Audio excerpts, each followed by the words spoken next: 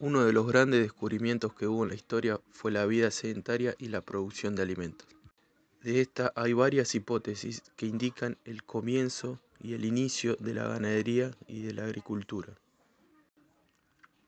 La primera hipótesis la inició Alphonse de Candolle, aproximadamente en 1884.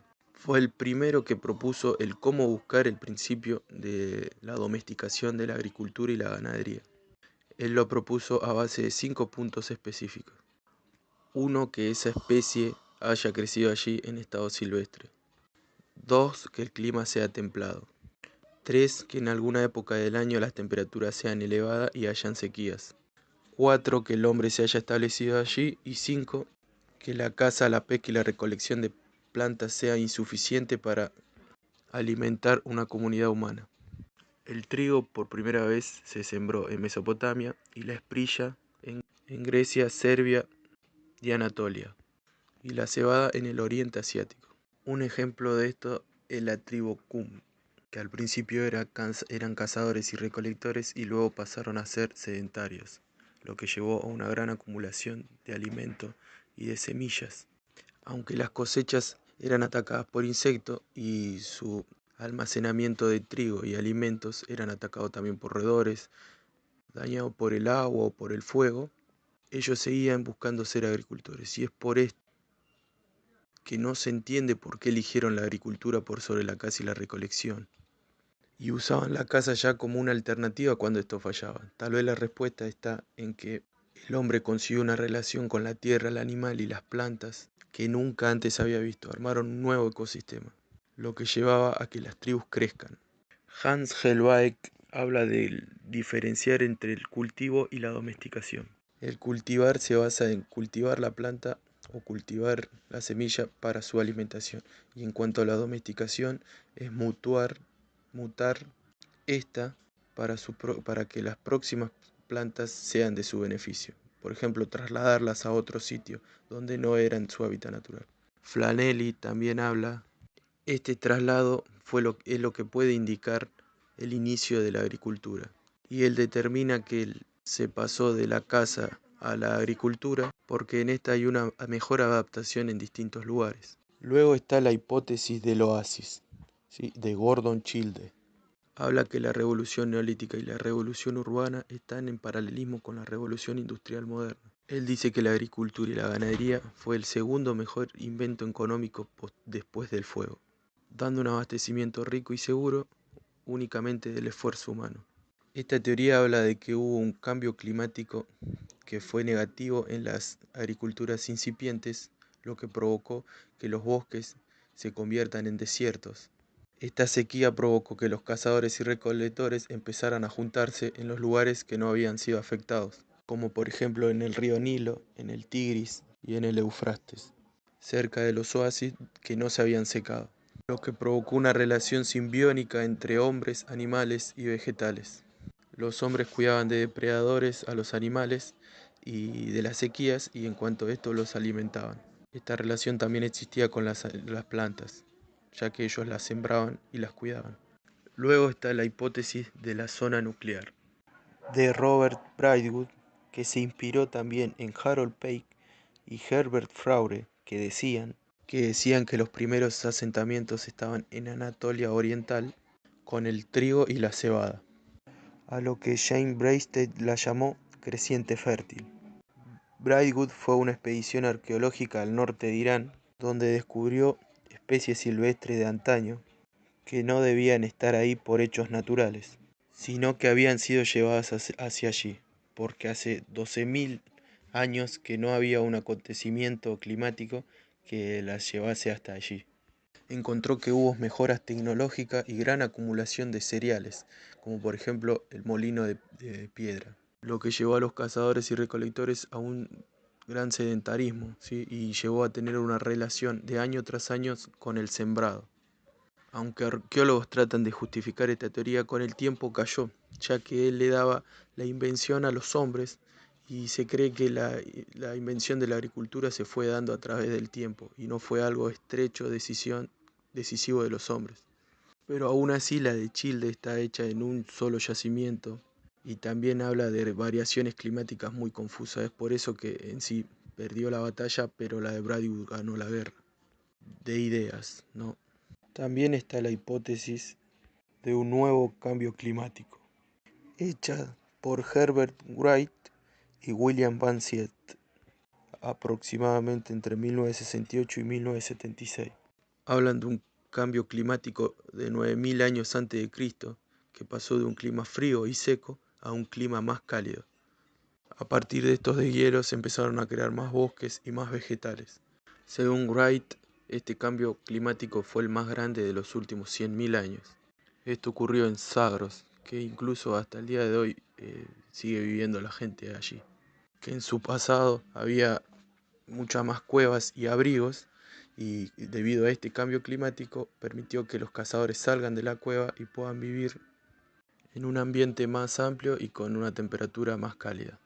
Es así que al final del Pleistoceno se empezó a utilizar la ganadería y la agricultura como forma de vida. Otra hipótesis también es la de Esther Boserup, ¿sí? La hipótesis de la presión demográfica. Habla de que el crecimiento demográfico es algo independiente que se dio y que esto provocó que se utilice la agricultura como forma de vida. O sea que no fue intencional la producción de alimento masivamente, sino que fue algo de necesidad que el crecimiento demográfico le exigió y se siembre más. Smith-Young agarró esta teoría y provocó una hipótesis y creó una hipótesis del inicio de la agricultura, diciendo que el sedentarismo y la presión demográfica llevaron a que sea así, que se utilice la agricultura. Al crecer tanto la cantidad de gente provocó que el movimiento sea menos y un mayor sedentarismo buscó la alternativa de la agricultura.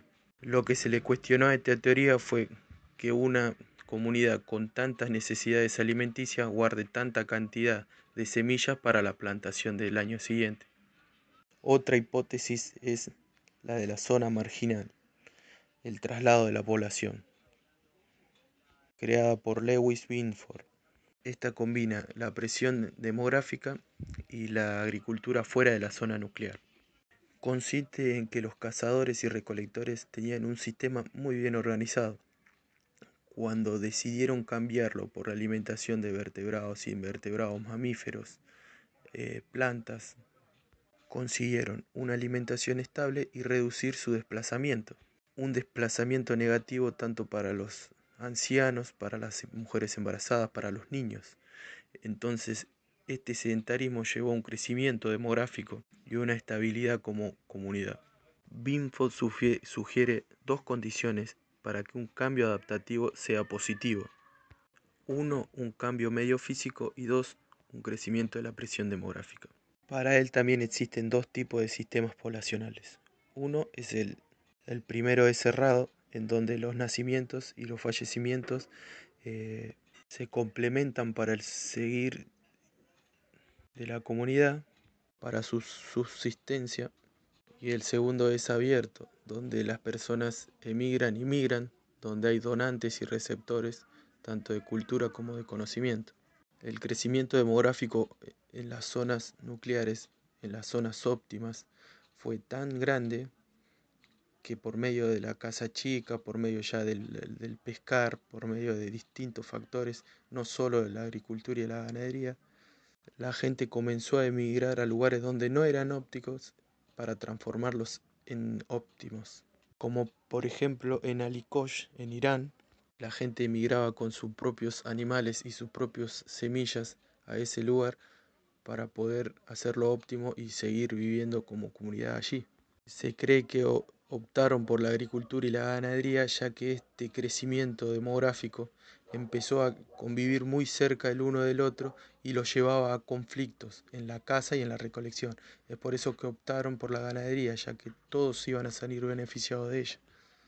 Los datos actuales nos impiden verificar si esas condiciones en verdad existieron o no. Binford le saca importancia al inicio de la agricultura y le da más importancia al crecimiento demográfico y a la adaptación poblacional. y no buscan el inicio de la agricultura, ya que ellos creían que los cazadores hábiles tenían conocimiento del desarrollo de los cereales silvestres. Para explicar cualquier logro de la evolución humana, se tiene que determinar si los cambios que se generaron fueron debidos a efectos del medio físico o del ambiente cultural o de las instituciones sociales. Para empezar, frecuentemente se pensó que el medio ambiente fue un factor crucial en gran parte del desarrollo de la evolución humana. Para encontrar esto, el arqueólogo tiene que determinar los efectos de cualquier circunstancia medioambiental y recopilar información climática, ya que el cambio climático o cualquier otra variable medioambiental constituye factores causales básicos para los orígenes de la agricultura. La cultura también pudo ser responsable de la aparición de la agricultura, ya que la cultura es todo lo aprendido y transmitido por las personas, incluyendo el conocimiento tecnológico y el instrumental, las herramientas que son usadas en la agricultura. Hay dos tipos de invenciones tecnológicas. Por un lado, las que contribuyen a incrementar la producción y por otro las que incrementan los rendimientos de la producción. El crecimiento demográfico y la densidad de la población también son considerados factores que promueven innovaciones culturales, ya que a medida que la población aumenta, los recursos naturales disponibles disminuyen y por lo tanto se estimula a la aparición de nuevas innovaciones. La división del trabajo y la especialización del mismo fueron factores imprescindibles para un cultivo eficaz y también para una mayor concentración poblacional en un mismo lugar. Esto permitía un constante abastecimiento alimenticio y también la participación de jóvenes y ancianos en las actividades subsistenciales. Sin embargo, hay factores como las enfermedades, las relaciones sociales limitadas por barreras, que impidieron que el aumento de la población supere un cierto techo. La gente se daba cuenta de que la existencia de recursos permanentes, ya sea en forma de rebaños o terrenos cultivados y plantaciones, ahí aparecía la necesidad de un mecanismo de distribución diferente. O sea que la agricultura y la ganadería era más conveniente que la caza nómada. Pero también era necesaria la voluntad y la capacidad de cualquier hombre para guardar la cantidad de cereal necesaria para la próxima siembra y para protegerse de las malas cosechas. El agricultor le sacaba ventaja al cazador y al recolector, ya que tenía una capacidad de almacenar mucha cantidad de alimento para sobrevivir. Es así que entonces la organización social de la comunidad empezó a producir y almacenar el excedente alimentario, y este era utilizado por el conjunto de sus miembros. Es entonces que aparecen las instituciones y los sistemas de valores, que persuadían a la gente para que trabajaran más duro y que produzcan más de lo que podían consumir. Este modelo fue el modelo de asentamiento y subsistencia. El modelo es una interpretación con que se pudo evaluar las hipótesis que aparecen y la evidencia arqueológica. El gráfico muestra que el camino de la comunidad cazadora para dirigirse de ser cazadores y recolectores a agricultores y criadores no era unidireccional, sino que a veces bajo ciertas condiciones los agricultores necesitaban las estrategias de la caza y de la recolección. La vida sedentaria fue una de las innovaciones más difíciles de lograr, pero sin embargo una vez se instaló, se dieron muchos progresos que sin ella no podían tener lugar, como por ejemplo el crecimiento demográfico, el invento tecnológico y el procesado de alimentos. Más tarde aparecen algunos obstáculos para la próspera agricultura. Por ejemplo, el clima, ya que convertía la agricultura en una tarea difícil e insegura.